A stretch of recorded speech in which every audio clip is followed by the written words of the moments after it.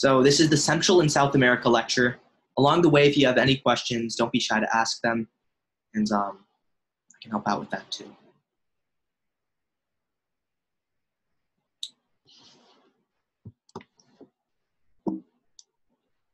So before we get into the countries, just a brief table of contents. I outlined a couple ones I think are really important. So we're going to start out with Mexico. Then we're going to go into the Northern Triangle before making our way over to Venezuela, Argentina, Brazil, and finally Bolivia. We'll see how many of these countries we can get through. My hope is all of them. Maybe finish with a bit of extra time and we'll get an early luncheon. And at the end of each country, I'll open up a little bit of time. So if anyone has any questions, feel free to ask them. So starting off first, we have Mexico, okay? The country that borders the United States, straight south of us. Before we get into like what's happening right now, we have to paint a grim scene. So pretend as if you're in 2018. The past 2 years, the murder rate in Mexico has increased by 55%, and economic conditions aren't much better. 45% of your population are impoverished. Here's the other news. Since 1929, political leadership has been tossed around between the PRI and PAN, okay? Those two parties are both right-wing or right-leaning parties. So in other words, Mexico has been a relatively conservative-minded state when it comes to voting for politicians. And accordingly, voters are pretty tired. So approval ratings for the sitting president, Enrique Peña Nieto, who's a member of that PRI party, rests at a floundering 17%. In other words, voters really want something new, and they're pretty tired. So that's where this guy named AMLO comes into play. His name, Andrés Manuel López Obrador. Really throughout this election campaign cycle, he has this singular, almost myopic at times, focus on corruption and its treacherous effects on crime and poverty within Mexico. And so because of that, this left-wing populist comes handily in first place, beating out the second closest candidate, a member of the PRI party, by 31 points in a multi-candidate election. And his message, like Trump's, like Bolsonaro's, and even Obama's really, was one of hope. This populist promise, I guess you can call it. So that's a scene in 2018. Andrés Manuel López Obrador comes into play, this left-wing politician, a popular mayor from Mexico City, who wins the election quite handily because people were not satisfied with the current conditions in Mexico, with the dismal corruption, with the poverty levels, with the crime rate, and the fact that, well, the center-right parties in Mexico have ultimately failed. So, opportunities and challenges then for AMLO. Right now, I'd give his overall report card a C-, and we'll address that a bit more. In Mexico, you have one 5-year term limit, and so Obrador has until 2023 to execute a stable vision for Mexico, and thus far, it's been about the halfway point in its presidency. So, in terms of the opportunities and challenges, number one, it's keeping a steady trade relationship with the United States. If President Trump has also proven himself to be something, it's a populist. Someone who, well, embraces this America First vision, oftentimes at the cost of other countries. There's no clearer exemplification of this than Mexico, who's found their trade relationship start to fray with President Trump as he's applied tariffs to our southernmost neighbor. And so that means that Mexico has to start thinking about this trade relationship and how they can circumvent some of the worst issues and how they can address some of it. We saw that happen recently. They renegotiated NAFTA. It's called the new NAFTA. It's the USMCA, the United States-Mexico-Canada Agreement. And that's the new vision that López Obrador was able to concoct with the United States. But it really only changes about 5% of NAFTA's total text, which I would say is a win for Mexico. But yeah, keeping a steady trade relationship with President Trump and well into the future is super important. And that also may mean diversifying Mexico's trade partners and recognizing that this moment in history was really clear indication that they're over-reliant on the United States. Number two, it's fighting the cartels in the country. Mexico's crime rate hasn't exactly been decreasing, and so we saw unprecedented violence in the country. I believe this was one of the most violent years on record in the history of Mexico, and in one day alone, they recorded something astronomical like 168 homicides. So clearly, López Obrador's strategy has not been working out well, despite his promise to rid Mexico of the cartels. And the reason why is because he almost approaches it with like a fighting violence with non-violence. And while that may sound nice, what that's ultimately meant is that crime has been able to flourish in the country. So López Obrador needs to be able to fight the cartels more effectively and really make sure he gets a good handle on things. He also needs to root out corruption. There are lots of different terms you'll hear be used. The commonly used term is patron clientelism. So instead of moving up the bureaucracy based on your own talent, you'll move up it based on like party politics and also like favoritism and elitism, which isn't exactly something great in Mexico. And corruption really needs to be rooted out. There also needs to be a balance on a domestic focus with international aspirations. You know, when López Obrador came to the presidency, he promised Mexico that he would focus on the country first and foremost. He had a lot of symbolic gestures. I remember he, like, instead of driving up in like the Mexican president limousine, he drove up in like this rickety Jeep or something like that, or Volkswagen, one of those cars, to symbolize that Mexico was going to change and it was going to change for the better. But while it's nice to have this sort of internal focus and this moment of necessary introspection, López Obrador needs to balance that with Mexico's international aspirations, having legitimacy on the world stage. Back in December of 2019, that was the most recent stuff I could find on it. Maybe it's changed since then, but he hadn't traveled even once outside of the country to another place. And usually what he would do was he'd send other people who had less important roles instead. He's the president, and one of the big roles of the president is their foreign policy. So López Obrador, he needs to, yes, focus on the country of Mexico, but also needs to put on a good face for the country and go to these foreign policy summits himself sometimes. Another one, keep Mexico's economic growth steady amidst the COVID-19 pandemic. He's actually done a pretty good job of this compared to like the United States, but that's not a super high bar to beat. But it's really making sure that countries that are in the cusp of developing versus developed, they really need to make sure that this COVID-19 pandemic doesn't stop their aspirations. So that might mean a couple of things, like privatizing certain industries, just different ways to, I guess, streamline Mexico's economy. And finally, sticking up for Mexico while still cracking down on undocumented migration. This goes back to a point we talked about with balancing the overall relationship with the United States. But look, President Trump has said some pretty nasty stuff about Mexico. Manuel López Obrador needs to stand up for that, while at the same time recognizing that undocumented migration doesn't have a good international implications for Mexico's legitimacy. And so he needs to balance those two together. Containing undocumented migration, which they've done a pretty good job of. They've housed about 1 million undocumented migrants in Mexico. But at the same time, right, sticking up for the country and rejecting, I guess, like things that are thinly veiled in xenophobic sentiment. So that's really all I had about Mexico. This is probably one of the shorter countries. I don't know if it's hugely important, but are there any questions about that?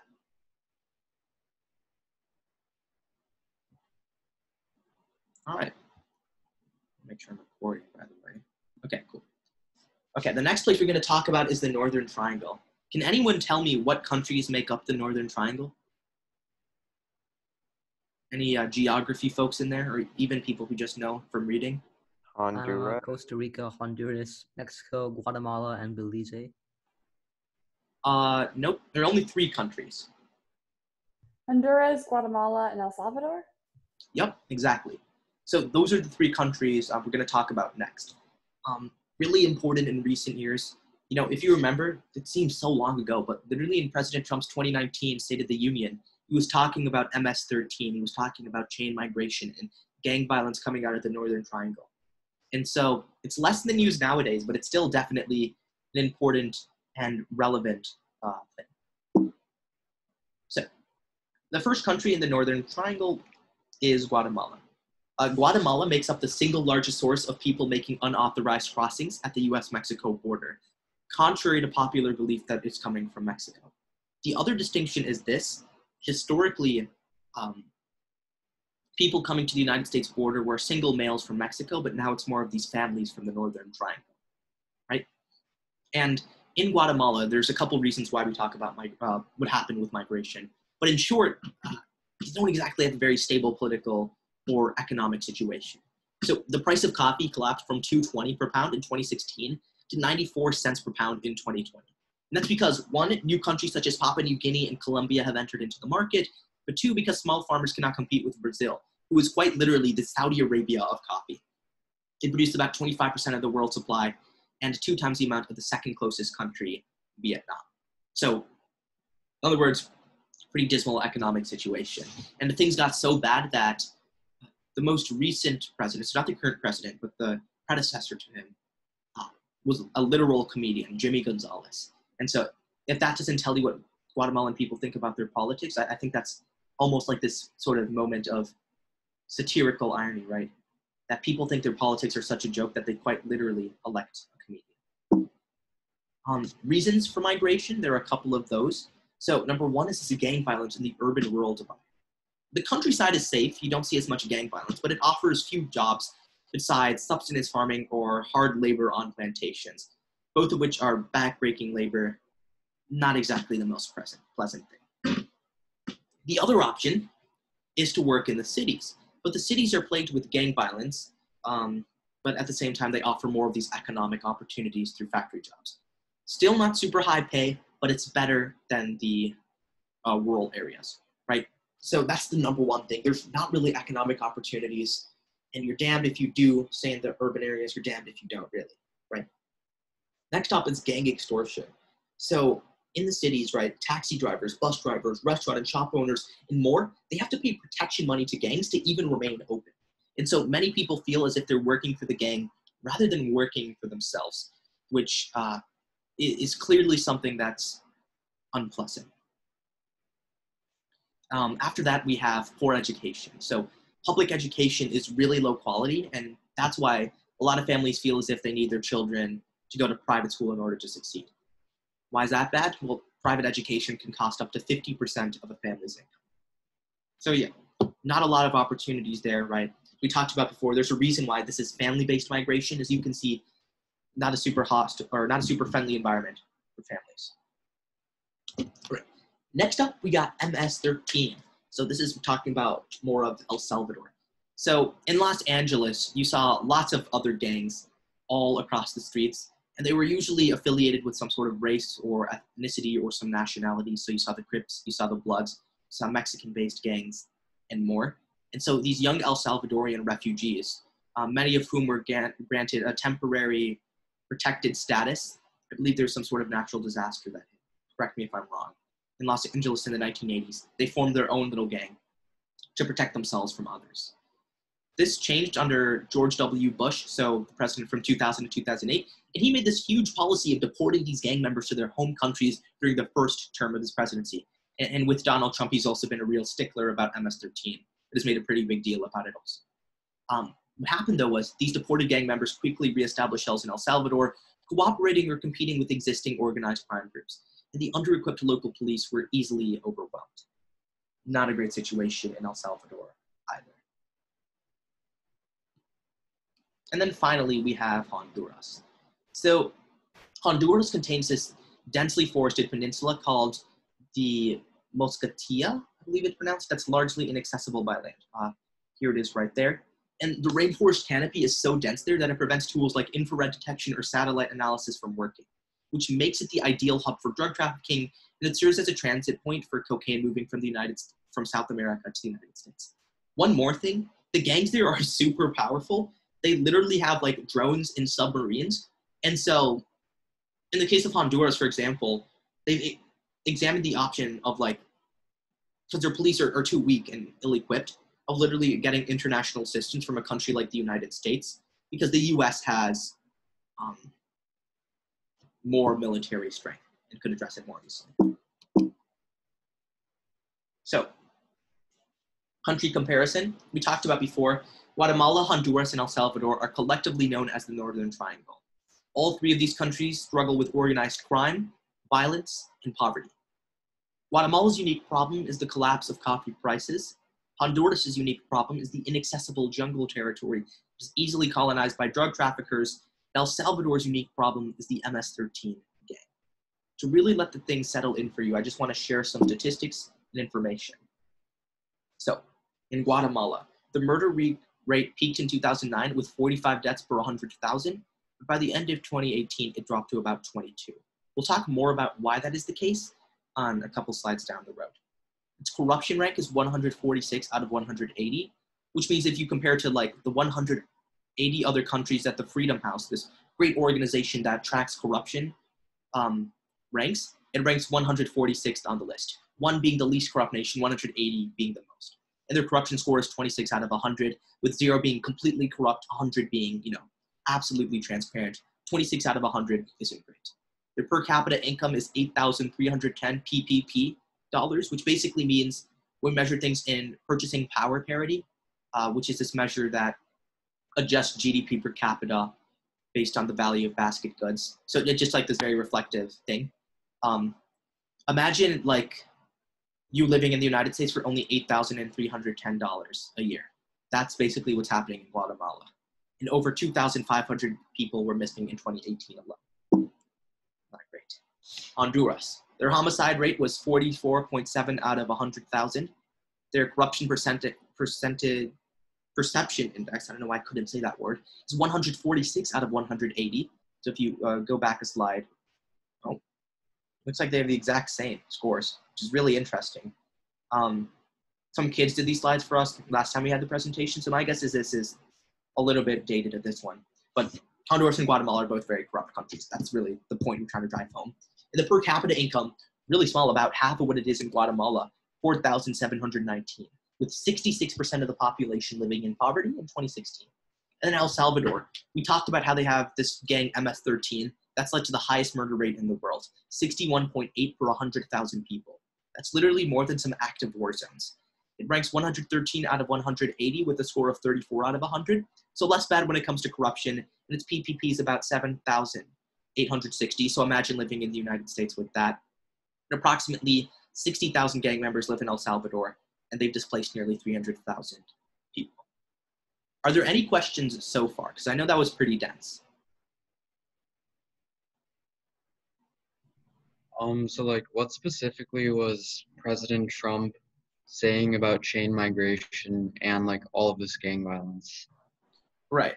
So Trump's like sort of mistakenly conflates the two.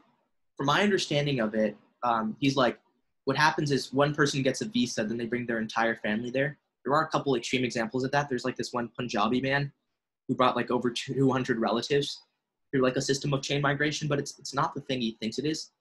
What Trump really is almost asserting is that people from like El Salvador will take advantage of the visa system, I guess, and they'll use that then to bring like, as he calls it, like the bringing drugs, they're bringing crime, they're bringing rapists, right? That's in places like Mexico, and he's like saying a similar thing in El Salvador. Does that make sense? Yeah, thank you. Yeah. Any other questions?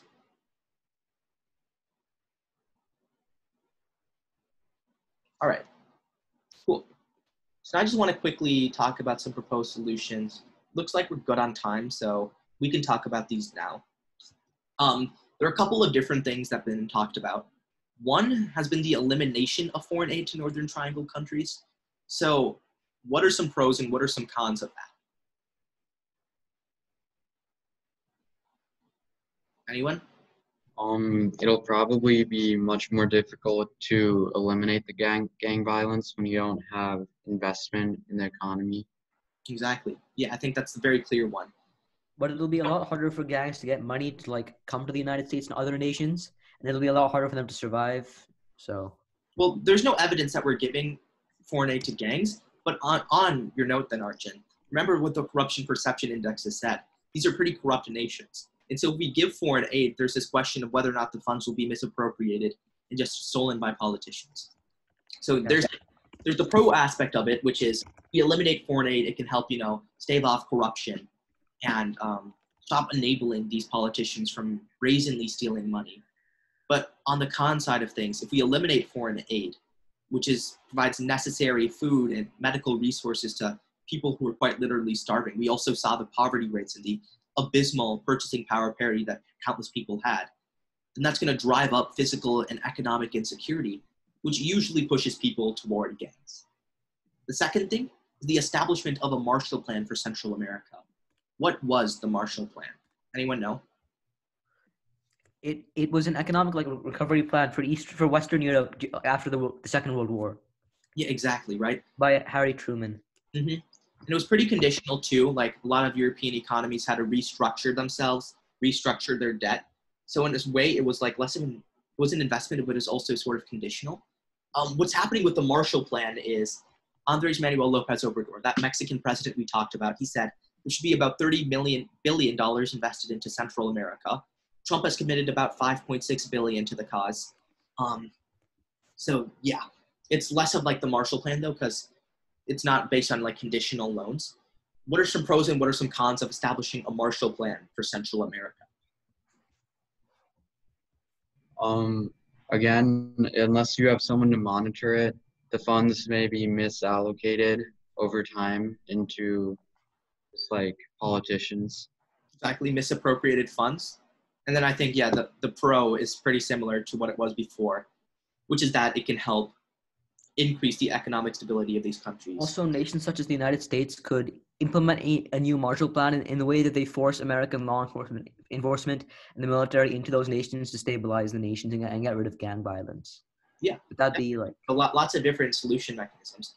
Another interesting thing to read about, I don't remember the source where I found this, but you know what the biggest threat to the stability of these nations are? Or really a lot of any nation? It's 18 to 24-year-old unemployed youth males. And that's because they have lots of time on their hands, anger in their hearts, right? And let's be real, a lot of these boys are pretty hormonal, don't exactly think super straight. And so when you look at people who are members of the gangs like MS-13, they primarily fit that demographic. You look at people who are in terrorist organizations in other regions of the world, like Boko Haram in Nigeria, they fit into that demographic as well. So if we help improve the economic stability, we could provide those employment opportunities for a lot of these young people, which would prevent them from having to join a gang in the first place. Another interesting one, implementation of a corruption watchdog such as CCG. This one's a little bit more of an obscure one. So I just want to see, does anyone know what CCG is? It was this UN-backed anti-corruption organization that was active in Guatemala. Yeah, exactly. So, as Anne said, it was this corruption tribunal almost in Guatemala from 2009 to, I believe, it was 2018 or 2019, before Guatemala's like, no, we've had enough. But they did a really good job of exposing corrupt politicians. There's some crazy number. I think they prevented the deaths of over 4,000 people through the CCG, and they exposed hundreds of corrupt CEOs, local politicians, and even the president of Guatemala. So it's a super effective thing, right? Where you have these corruption watchdogs like a UN CCG. And so you can implement a similar thing in countries like El Salvador and Honduras, especially Honduras. We talked about how corrupt it is, and then reestablish that in Guatemala. Because a big part of the reason why gang violence continues to persist isn't only because of the gangs themselves, but because of the politicians and corrupt local law enforcement that allows for it to happen. And they get paid off a lot. So the United Nations could bring extra attention to these things. I don't really see the harm in this one, but I guess it's more of a supposed violation of sovereignty. So that's definitely another thing you can consider here. What about military intervention? This one's high risk, high reward strategy, I suppose, but there have been proposed troop surges into these areas. That's something that Pete Buttigieg talked about, that even Donald Trump talked about. So very interesting demographics supporting it, I guess. What would be the pros and what would be the cons of military intervention in these Northern Triangle countries? For cons, it's likely to cost a lot of money. And also, there's a possibility of it failing and us not really being able to reconstruct a new government and ending up with a failed state, just like Libya. Yeah, totally. So it's very ergonomic. There's also the questions of post-intervention planning. We saw a lot of failed states in places like Libya, Iraq. So definitely. What else? It will have the pros, though. Immediate pros may be relative protection to all of the families that are under direct threat of the gang violence. Yeah, exactly. But it also may lead into some sort of guerrilla warfare. Mm-hmm. Yeah, we talked about how in places like Honduras, they literally have submarines and things like that. So maybe in Honduras' case, you could send the military too. Maybe it's a case-by-case sort of thing. But at that point, sending in the military might be one of those things you really have to do. But yeah, at the same time, it could embolden anti-US sentiment and maybe just lead to different styles of fighting, like guerrilla warfare. And what's the other really obvious one? The obvious con, in my opinion, to this. Does military intervention sometimes lead to civilian casualties? Yeah, quote unquote collateral damage. Yeah. It happened, for example, in the Gulf War and the Iraq War. Yeah, exactly, right? Also, especially if you take into account like the gangs in the area, there's definitely going to be some clash between the gangs and the military trying to like shove their way in. Totally. And the United States has had this storied history of military intervention in Central American and Southern American countries. Take the war on drugs. One thing was that it was viewed as super ineffective. And another thing, like it didn't actually stave off drug usage or drug production. But another thing was that it emboldened anti-US sentiment. It led to the election of a lot of these populist demagogues. And it led into lots of, as Arjun puts it, collateral damage, right? Those civilian casualties. So there are pros to it, there are cons to it, but just different things to think about there. And finally, partnering with civil society organizations within the Northern Triangle. So instead of, giving the money to the government, maybe you give it to some of those nonprofit organizations instead. What would be the pros and cons of that? So by giving it to a nonprofit, you could be bypassing a lot of the corruption that you would get from the government. Totally. Exactly. Yeah. But like also some nonprofits are corrupt, which is kind of an issue. Mm-hmm. Yeah, the nonprofit could be corrupt also. And then I think like the one other con could be, do nonprofits have the same reach as the national government? Like, can they just hand a bunch of people cash and things like that? So that's another thing to consider. Also, like questions of sovereignty and jurisdiction. Like, would this erode these countries' sovereignty? And do civil society organizations have jurisdiction over, like, building new infrastructure, for example? Or would we have to give that money to governments? So, lots of different things there. Any questions about the Northern Triangle? So, El Salvador, Guatemala, Honduras, maybe some lasting thoughts on some of these proposed solutions or questions about those? How is like Mexico affected from the gang violence here? Like, are the gangs in Mexico in any way tied to the gang violence here? Perhaps there's like a spillover effect. Maybe my geography is really just that bad, but I think that Mexico borders Guatemala. I think. I don't know. But yeah, like the gang violence could definitely spill over. You definitely cooperate between gangs, right? That's how you transport drugs. And there's also like the question of migration. A lot of migrants do go to the United States, but a fair share do settle in Mexico, coming from the Northern Triangle, because they're more familiar in another Spanish-speaking country. But FYI, Mexico does border Guatemala. Okay, thanks. Yeah, I wanted to be sure, but wasn't 100% positive. Any other questions? I just have a quick question. So does Mexico also what's Mexico's stance on immigration policy, considering that they also may have many illegal immigrants? Honestly, they're also pretty strict on undocumented immigration. Like they've deported a fair amount of people, and I know that there are over 1 million people detained in Mexico alone, who they've caught trying to go to the U.S. So there's lots of things like that. I think for the most part, you probably can't find a single country on this earth that's happy with undocumented immigration. But also at the same time, they don't have the same enforcement mechanisms, the same apparatus that the United States has, like ICE or the Department of Homeland Security, to simply round up people as effectively. Okay, thank you. Yeah. Any other questions? Awesome. So next we're going to move on then to Southern America. That's actually wrong. We're going to touch up on Venezuela, Argentina, Brazil, and then also I added Bolivia because I think it's interesting. So Venezuela, their situation is also pretty crap. Since this guy, who is this guy, by the way? Nicolas Maduro? Nicolas Maduro. Yep, and who's this guy? Juan Guaido. Yeah. So basically, the average Venezuelan has lost 20 pounds since this guy assumed office, Nicolas Maduro. If you go to the grocery stores, you'll basically find nothing. Lots of money stolen out of the country just about every day. And they're bad kind of weight gain. Refugees. So pretty crazy stuff.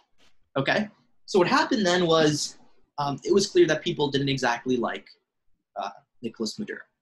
So this guy named Juan Guaido, he's the leader of Venezuela's National Assembly, says Venezuela's constitution very clearly states that absent a legitimate leader, the leader in Venezuela should be the leader of the National Assembly. And since I'm the leader of the National Assembly, I'm thus the interim president until Nicolas Maduro steps down and we can hold new elections.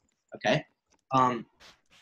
Maduro is backed by governments like Russia, China, and then a couple left-wing governments in Central and Southern America, whereas Guaido is backed by a couple right-wing governments in Southern America and Central America and the United States, and a couple European countries.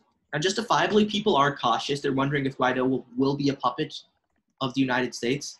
So there are questions about that, but there are also people who agree, yes, Maduro is this illegitimate leader.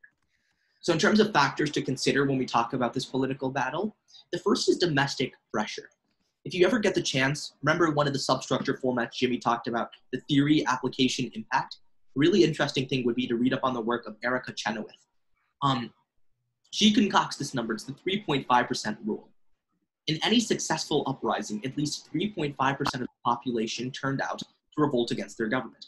The higher that percentage, the greater the chance / likelihood that revolution had of being successful. And so let's take that to Venezuela. If we have a huge uprising where at least 3.5% move against it, hypothetically, it could be successful. But at the same time, there's the other factor to consider, which is military support. Look, if Maduro isn't willing to step down peacefully, chances are you're going to have the military encourage him to step down. But the thing is, the military currently backs Nicolas Maduro. And in 2017 alone, there were over 5,200 killings by the Special Action Forces.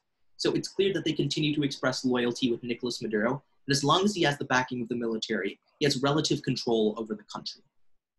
There's also court support. This is less of an issue, right? But if you want to show legitimacy in terms of, actual legitimate venues besides the military, the court's another great way to do so. But right now, the courts are very clearly backing Nicolas Maduro in this battle as well. So he doesn't only have more, illegitimate support via the military, he has legitimate support through some of these more well-established institutions. Although people do say that the court is filled to the brim with Maduro cronies. And then finally, there's the question of international attention. Is the international community actually doing anything, or are they just giving meaningless lip service?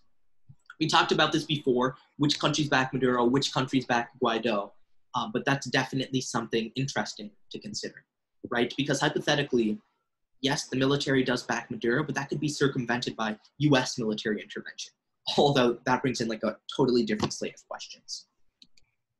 In terms of what the heck happened, because you're probably curious about, this probably should have been a good explanation from before.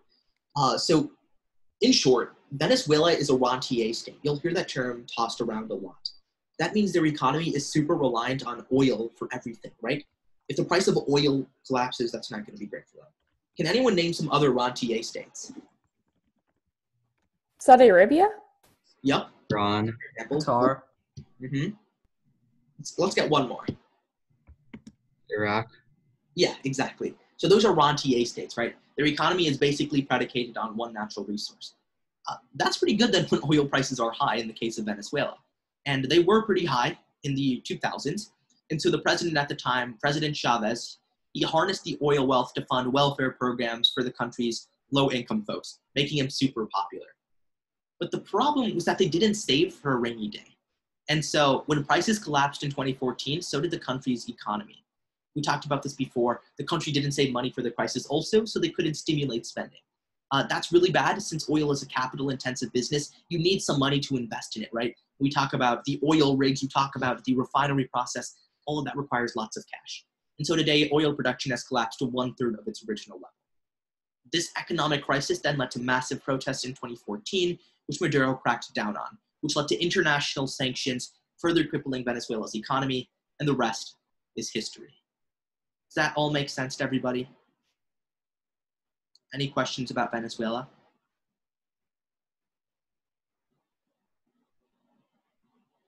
Cool. So then what happened to President Chavez when, Nicolas? I think he just died, and that's why, yeah, he died, which is why Maduro succeeded him. As in like assassination or just natural? I think it was cancer. Yeah, I think it was natural. Yeah. Okay. Here's the other thing. Let's say you get a question like how to help Venezuela's economy. Do we have that on the next slide? I guess we don't. In terms of helping Venezuela's economy, then, it's going to mean a couple of things. So number one, in terms of short-term measures, they're probably going to have to restructure their debt. They may have to get a bailout from the International Monetary Fund because spending ain't looking pretty.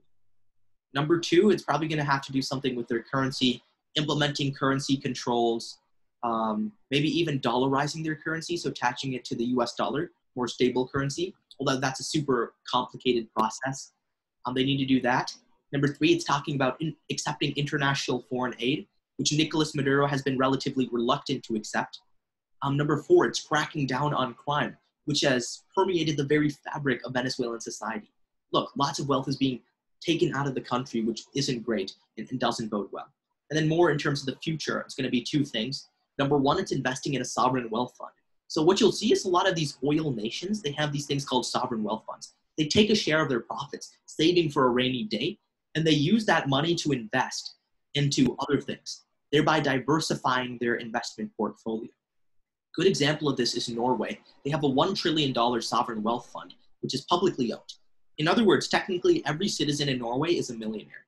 And they take the profits from oil and they invest it in more diversified slate of industries. So you see things like retail, the diamond industry, etc.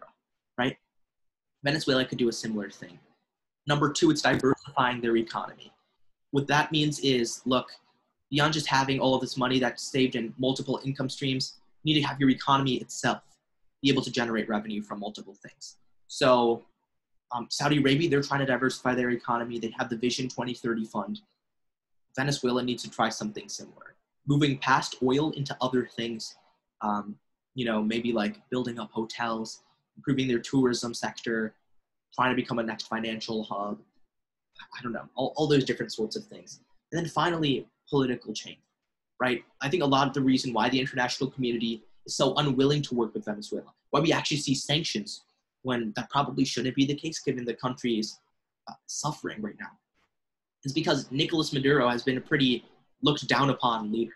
And so if they want to bolster their international legitimacy, they need to do so through, I guess, like having Nicolas Maduro eventually step down, or at least come to some sort of power sharing agreement.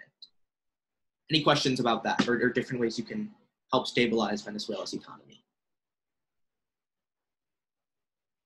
All right, coolio.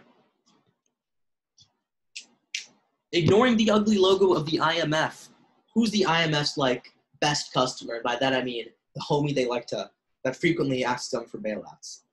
Argentina? Yeah, exactly, Argentina. So from 1998 to 2001, Argentina went through this really bad recession. And in 2001, they defaulted on their debt, which means, in other words, that they were unable to pay back that debt, right? And so in 2005, Argentina went through its first restructuring, where the IMF was a privileged creditor. Basically, what that means is the IMF will pay the loan for Argentina in full with the expectation that Argentina basically unconditionally follows the conditions of the IMF. Turns out that bailout package wasn't very successful, that restructuring, and since then, Argentina has defaulted on their debt another 8 times and received over 30 aid packages. Recently, the IMF tried something historic with this largest ever bailout, roughly $56 billion. And in these bailout packages, you'll see something called austerity. It depends on the country's situation, but austerity is really you're trying to control the debt. Because Argentina keeps defaulting, they need to control that debt. That means cutting spending or raising taxes, maybe a mix of both, implementing currency controls, lots of different things. Now, I also have this Reddit post because I actually think this does a really good job explaining the situation. So I'm just going to explain it real quickly. Relations between Argentina and the International Monetary Fund have been stressed from the beginning. The Latin American nation was not invited to the 1944 Bretton Woods Conference that established the IMF. 2 years later, Argentina was invited to join, but then Argentinian President Juan Perón declined, calling the body, quote, an imperialist spawn. Argentina reconsidered and joined the IMF in 1956, marking the beginning of a love-hate relationship that has grown deeper with time. In its turbulent economic history, Argentina has turned to the fund on numerous occasions. Some have been successful, others less so. In October 2018, the IMF approved financial assistance to Argentina of $56 billion, the largest loan in the history of the fund. Everything seemed fine until last month, so 9 months ago, because this was written 8 months ago, when the country's fortunes took a sharp negative turn. It now appears that the IMF may have thrown good money after bad. Questions are being raised about the IMF's approach to Argentina. After over 20 bailouts, Argentina's excessive borrowing and repeated defaults suggest the country's problems are beyond the IMF's ability to correct. While the IMF has indicated that it will, quote, continue to stand with Argentina during these challenging times, it has not yet dispersed the next tranche of $5.4 billion of funds due under the most recent bailout. With the COVID-19 pandemic, that's also another factor to consider. Because Argentina is definitely going to have to borrow money now unless they want their economy to just totally collapse. An important condition that the IMF attaches to most of its financial assistance is fiscal austerity. We talked about that, right? President Macri, he's the president of Argentina, right-leaning dude, relied on a gradual approach to bringing public spending down, hoping that steady growth and access to foreign borrowing would lift the country out of its rut. Especially that first one, steady growth, definitely not happening right now. And unfortunately, things did not go as planned. The government also failed to rein in inflation, partly owing to its 2018 adoption of a floating exchange rate regime without intervention. Don't ask me what that is, I have no clue. And don't ever bring that up in an extemp speech, because chances are you probably can't explain it in 90 seconds. Advocated by the IMF. For most of the 1990s, Argentina had successfully contained inflation through its use of a fixed exchange rate. So basically, Argentina's situation, not exactly the best. We talk. Oh, yeah. I have a quick question. This is a little bit basic, but what does it mean when a country gets bailed out by the IMF? And then why does the IMF continue to offer financial assistance after the first time? Right. So what it means to be bailed out is like the IMF will pay this huge sum of loan. So in this case, it was a $56 billion loan to Argentina, which is money that the government can use to help spend off debt, right? So it's a short-term thing. With the long-term expectation being that Argentina's economy would stabilize, and the condition of the bailout being, look, you have to follow all of these different conditions. So usually that austerity we talked about, and then you have to pay back that debt, usually with added interest on top of it. And in terms of the second question, why Argentina continues to get bailed out, I think one, it's because you don't want to just subject 30 million people or however many people are in Argentina to suffering. And two, it's because the IMF has over $660 billion of cash on hand, which they get through membership dues. So they also do have the money necessary. So it's not like they're, I guess, necessarily financially strained to bail out Argentina. Does that make sense? Yeah, that makes a lot of sense. Thanks. Yeah. So any other questions so far before we get into the proposed economic solutions? Does like the IMF constantly having to bail out certain countries ever lead to like arguments within the organization? Yeah, definitely. We see lots of arguments about how effective the approach is, right? It's like the definition of when you do the same thing over and over again when you know it's not going to work is insanity. That's why a lot of people call the IMF insane. It's like similar situation with Pakistan. They continue to get bailouts from the IMF. So it's like we need to start rethinking our approach. And the other thing, too, is a lot of these countries are unwilling to stomach harsh budget cuts because the first programs to go are usually those popular social service programs that get leaders elected in the first place. And so that's almost like this sort of bitter irony of the entire situation, right? If they cut these social service programs, most people will vote them out of office, electing someone who would spend even more, right? So it's like I'd rather get 50% of the way done and not cut those programs further and keep my post as president than 100% of the way done, lose that post, and then have all of my changes undone, if that makes sense. And then also, like, which countries are the majority spenders towards building up the fund? Yeah, so it's like the big nations. What happens, like the United States, China, members of Europe, basically those countries, right? Dues are based on like the country's relative size in the world economy. So those bigger economies like the US, they pay more, whereas smaller economies like, for example, I'm trying to think of a really small economy. Like maybe, I guess like Guatemala or something. I don't know. Like they would pay less in membership dues. Okay, in terms of political solutions, we talked about diversification, we talked about political change, we talked about accepting foreign aid, we talked about foreign loans and investment. One other thing would be infrastructure spending. So in infrastructure spending, if you attended my economics lecture, you know that does two things. Infrastructure being the stuff like that's roads, bridges, dams, public utilities, etc. When you invest in infrastructure, number one, it increases the economic interconnectivity within a country. So it becomes a lot easier to travel from Caracas, the capital of Venezuela, to its outskirts, thereby increasing economic interconnectivity and making the economic facilitation of a country a lot easier. And think about it like in the United States, for example, the highway system adopted by Dwight Eisenhower, super integral to the United States' economic growth. Imagine trying to travel across the country and shipping trucking goods without that sort of system. We're talking about something similar in Venezuela.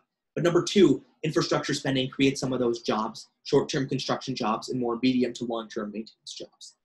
Argentina, diversification could be another thing. They're pretty reliant on other natural resources. I believe the one being like iron ore. But yeah, they're also reliant on a lot of those minerals. So diversifying would be important, generating more revenue streams, and thus preventing all of these catastrophic recessions that force the government to dig a deeper hole in the first place. Being more patient during austerity measures, we talked about that. Maybe restructuring existing loans because it's really untenable for Argentina to pay. And then working with the international community to boost foreign investment. Any questions about that? All right, cool. Let's see if we can quickly get to these next two. All right, Brazil. Operation Car Wash, a scandal you've never heard of. So what happened, it's pretty interesting, starts in 2014. And so what happened was hundreds of CEOs, members of Congress, and even 2 presidents were implicated in this corruption scandal. That number is now 3 presidents, actually. So at the center of the scheme is the largest state-owned oil firm in all of Latin America called Petrobras, based in Brazil. And so basically what happened was this. The Brazilian government owns a state-owned oil company called Petrobras, right? And Petrobras doles out these contracts to these big contracting firms to extract the oil for them to set up the refineries and more. Typically, what would happen was that people would vie for contracts with one another, right? And they'd be competing. They'd try to see who had the cheapest price. Instead, what happened, though, was a lot of these contracting companies that were trying to get these contracts from Petrobras, they alternated turns. And they said that they would all keep prices, like they'd all drive up prices, right? So Petrobras had to pay a lot more money than necessary. They'd alternate contracts. In the process, making a ton of money. Does that make sense so far? Can you just explain that again really quick? Yeah. So basically what happened is Petrobras, the state-owned oil firm in Brazil, they dole out all these contracts to different firms to extract the oil for them, to refine the oil, to transport the oil, etc. Usually what happened is that these firms would be competing with one another to get contracts from Petrobras. But what they decided to do was convene with one another, and they said, look, let's stop competing and see, let's actually alternate turns. So this time, one firm will get a contract from Petrobras, the next time a different firm, the next time a different firm, right? And that way, since there's no competition, and we're all working together, we can also significantly drive up prices, making a ton more money. Does that make sense? Yes, yeah. Okay, cool. And the way then that they had this really work was they started to pay off folks in Petrobras and the government to keep quiet, okay? And there's a really interesting case study of this in Comperge and Odebrecht, I believe it's pronounced. So what happened was one of those contracting companies was Odebrecht, and I believe that they were working with this company called Comperge to make this project where they would create this oil refinery in this nice little city, okay? 50,000 people moved over to that city. 160 new businesses were created, all of that different stuff. But the project never actually happened. And worse yet, through that system we talked about where companies alternated contracts and jacked up prices, Comperge actually ended up getting an additional $8 billion. So they were supposed to be paid about $6 billion for the contract. They ended up getting paid about $14 billion for a project that never happened, okay? So yeah, that's the interesting case study to talk about. It proves the point that basically there's lots of like different corruption scandals within Brazil. The way they found out about this was pretty grim almost. And the person who exposed the scandal, Alberto Youssef, when he was asked about the police, said, "Are you sure you want me to tell you this? If I do, the republic is going to fall." So pretty dark stuff. And that's exactly what happened. Elke Batista, formerly the richest man in Brazil, was arrested for 30 years. The CEO of Odebrecht was arrested for 19 years. Former President Lula Inácio da Silva was arrested. His close ally and successor, Dilma Rousseff, was impeached. And then Michel Temer was arrested after his term ended. So literally the past 3 presidents leading up to Brazil were either impeached or arrested. And in the case of Michel Temer, he ended his term with a 7% approval rating, with 84% of the population favoring indictment. That's not all, though. This corruption scandal gets even more crazy. So since this exposed corruption, a lot of these projects ended up losing funding. So 11 infrastructure projects in Brazil lost funding, and there were 17 infrastructure projects in total across 7 countries that lost funding as well, wiping out over 500,000 jobs.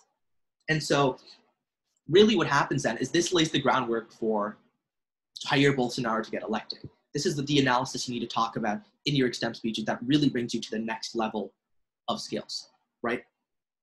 The past 3 presidents, these left-leaning, more socialist presidents with socialist inclinations, they're at the center of this really large corruption scheme where 500,000 jobs are lost. The government loses out on lots of money, billions upon billions upon tens of billions of dollars. Hundreds of CEOs, members of Congress, and 3 presidents were implicated. It's not great, right? And so that lays the groundwork for Bolsonaro. He promises change. His political views are completely different from that of his predecessors, and he embraces this sort of right-wing populism. I mean, of course, that's a bit of a reductive explanation. There are other reasons why this happened, but in the very premise, that's the reason why we saw Bolsonaro elected. I know that was a lot, and I know it may be confusing. So are there any questions about Operation Car Wash and how that ended up leading to the election of Jair Bolsonaro, oftentimes called the Trump of Brazil?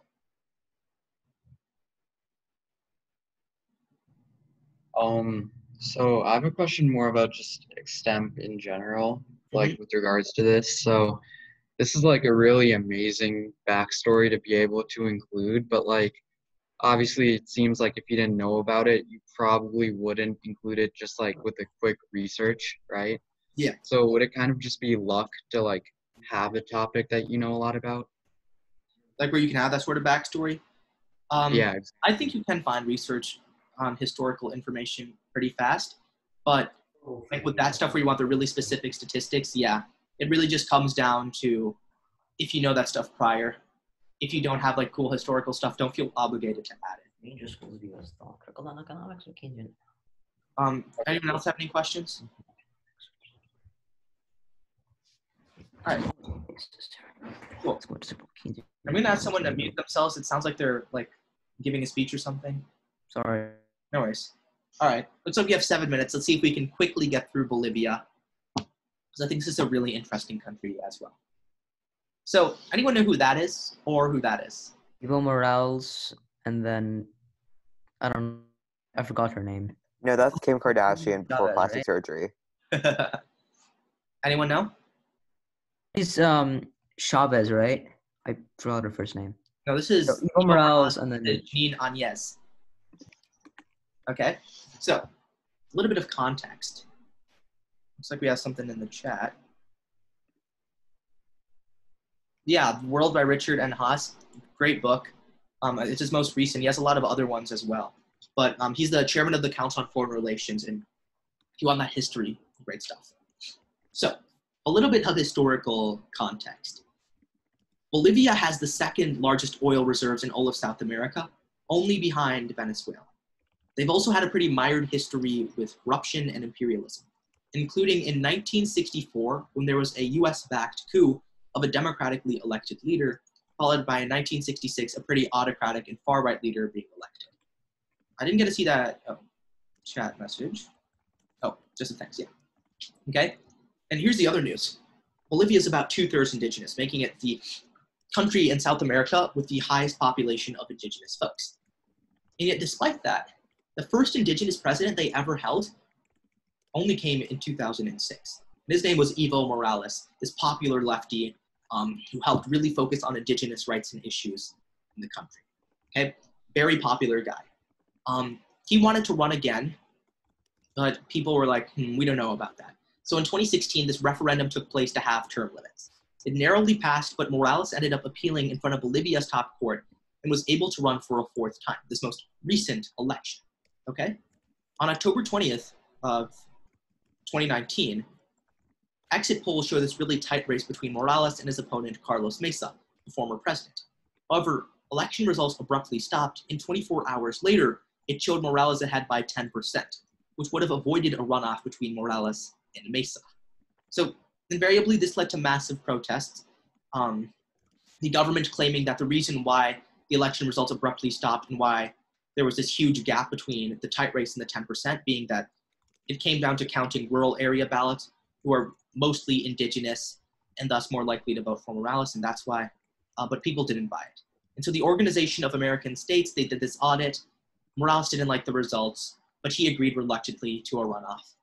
And he said, okay, look, you say there are disparities in our election. I'll believe you, we'll have a runoff election. But it was too late. The military, quote unquote, encouraged Morales to step down. And when the military encourages you to do anything, you listen. Then, coincidentally, all of the other top leaders in succession, the vice president, president of the Senate, the vice president of the Senate, all stepped down, which left Janine Áñez, the second vice president of the Senate, some random lady, as a new interim president of Bolivia. She's pretty crazy in her beliefs, but Bolivia is now being dubbed biblical Bolivia because of her inability to separate church from state and like a lot of the crazy stuff she's done with that. She's also called indigenous people savages, and Freedom House Press put a release on her which talked about how she's overextended her COVID-19 related powers to suppress political speech. Basically censoring disinformation about COVID-19 as a justification to censor her political opponents. So yeah, that's why a lot of people call the situation in Bolivia a coup. Any questions about Bolivia? I know that was a lot and we went through it pretty quickly, but I just wanted to make sure we wrapped up before 12 and had some time for questions.